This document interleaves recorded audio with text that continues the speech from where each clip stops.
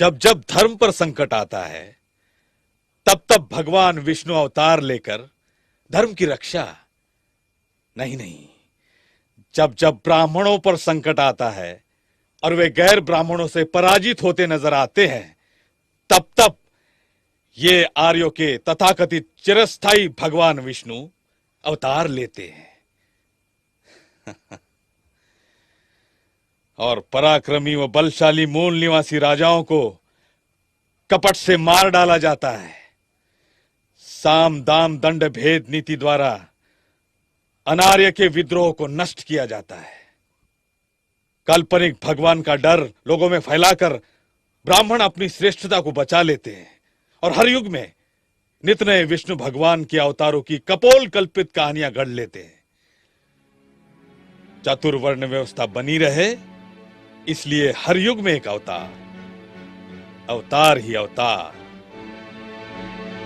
दशावतार की श्रृंखला में तथाकथित भगवान विष्णु ने मत्स्यावतार नामक पहला अवतार लिया।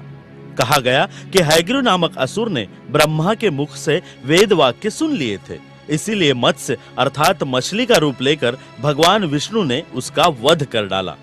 किंतु सत्य यह है कि सागर किनारे दक्षिण भारत में असुरों की अर्थात द्रविड़ों की सभ्यता विकसित थी। प्रगतिशील द्रविड़ों को आर्यों का पाखंड नापसंद था, इस कारण उनमें अक्सर संघर्ष होता रहता था। तब आर्यों ने कपट से द्रविड़ों को वश में कर लिया। उनके कपट पर पर्दा पड़ा रहे, इसीलिए मत्स्यावतार की कल्पित कहानी को प्रचारित किया गया। कूर्मावतार। पराक्रमी अनार्य राजा जब आर्यों पर हावी हुए तो आर्यों को उनका मुकाबला करना संभव नहीं था। आर्यों को अपनी हार होती नजर आ रही थी, इसीलिए संघर्ष के बजाय सुलह का रास्ता आर्यों ने अपनाया और कछुए की तरह शांत रहकर अनार्यों के साथ समझौता किया।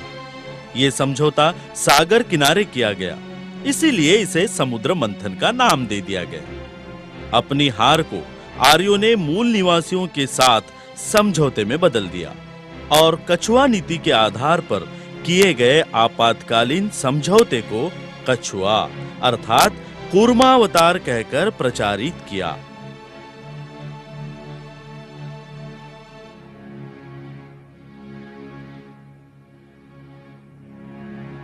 मंदार पर्वत के द्वारा समुद्र में असुरों के सहारे देवगणों द्वारा समुद्र मंथन करके अमृत प्राप्त करने की चमत्कार की कल्पना महज भोली भाली जनता को बहकाने की चाल ही है।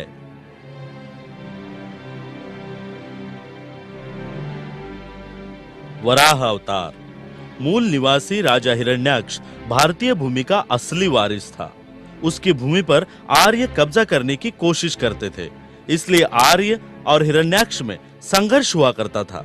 हिरण्याक्ष ब्राह्मण संस्कृति के लिए खतरा बन गया। प्रजा में हिरण्याक्ष ब्राह्मणों से ज्यादा लोकप्रिय था। उसे जबरन मारकर राज्य हथियाने से प्रजा विद्रोह कर सकती थी और आर्यों का प्रयोजन सफल नहीं होता। इसीलिए असावधान हिरण्याक्ष के ठीक कान के पीछे आघात करके कपट से उसकी हत्या कर दी गई।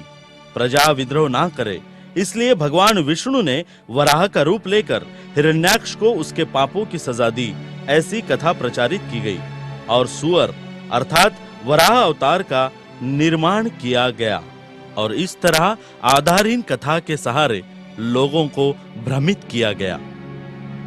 नरसिंहावतार। न जमीन पर न आकाश में, न रात को न दिन को, न अंदर न बाहर, न पशु से न मानव से, ऐसे अपराजित दिग्विजय राजा हिरण्यकश्यपु के कपटवध को छिपाने के लिए नरसिंहावतार की कहानी गढ़ी गई।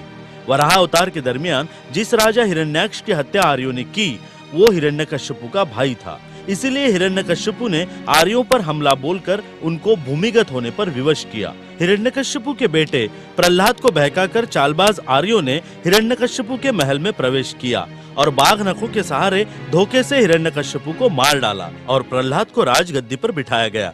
आर्यों के कपट को जानकर प्रजा विद्रोह ना करे, इसलिए बाघ नखों की कहानी को नरसिंहावतार में बदलकर प्रचारित किया गया। वामनावतार। प्रहलाद का पोता बलि अनार्यों का राजा बना। बलि को अपने पूर्वजों का इतिहास ज्ञात था। उसने आर्यों को लड़ाई में हराने के लिए उनकी राजधानी अमरावती पर हमला बोल दिया। युद्ध में पराजित आर्यों ने राजा बलि की शरण ले ली। राजा ने उदार मन से आर्यों को शरण दे दी। इसका फायदा उठाकर आर्यों ने धीरे धीरे शिक्षा, संरक्षण एवं व्यवसाय इन तीनों क्षेत्रों पर पूरा कब्जा कर डाला और बलि को सत्ताहीन कर दिया। और यह अफवाह या भ्रम फैलाया गया कि छोटे कद का वामन, जो तथाकथित भगवान विष्णु का अवतार था, उसने बलि से 3 कदमों के नीचे समाने वाली जमीन का हक मांगा और बलि ने उसे अल्पमात्र समझकर दे दिया। ये 3 कदम में समाने वाली जमीन का हक नहीं, बल्कि शिक्षा, व्यवसाय और संरक्षण का हक था। अनार्य प्रजा में बलि अत्यंत लोकप्रिय था और उसे आमने सामने परास्त करना संभव नहीं था। अतः छोटे कद वाले वामन का सहारा लेकर आर्यों ने राज्य हड़प लिया और इस कुटिलता को वामनावतार का नाम दे दिया गया।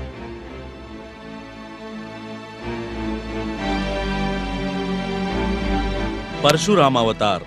बलि के साम्राज्य पर आर्यों ने कब्जा कर लेने के बाद भारतवर्ष में वैदिक संस्कृति और चातुर्वर्ण व्यवस्था चारों तरफ फैल गई।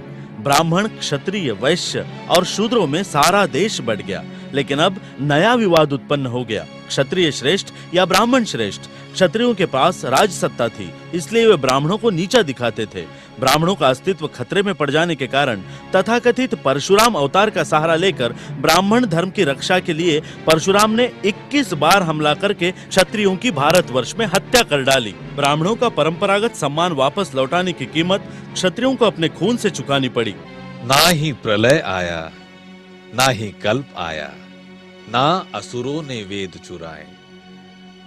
अब कौन सी विपदा आन पड़ी ब्रह्मगण पर, जो भगवान विष्णु एक नया अवतार लेकर आए।